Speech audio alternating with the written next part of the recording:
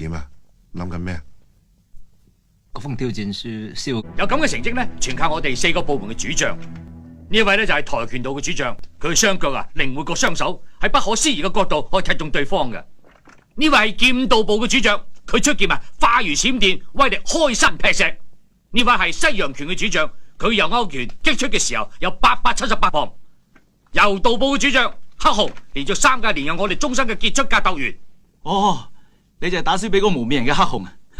好高興認識你啊！我認為咧，空手道咧係地球上最強嘅武術，所以咧我就覺得中心裏邊呢，就只係應該有空手道嘅存在。你講咩意思啊？淨得你空手道，咁我哋點啊？問得好！如果各位有興趣嘅，可以加入我哋空手道部，但要先經過選拔，因為我哋淨係中意訓練精英，絕對唔會接受垃圾。做咩望住我？即係當我垃圾？唔係，唔好誤會，我唔係針對你，我係話在座咁多位都係垃圾。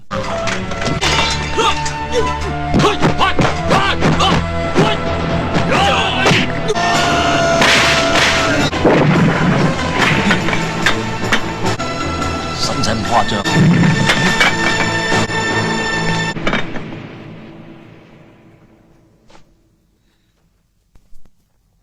點啊？諗緊咩？嗰封挑戰書燒佢吧啦！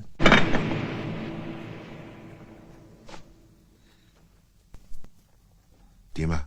諗緊咩？嗰封挑戰書燒佢吧啦！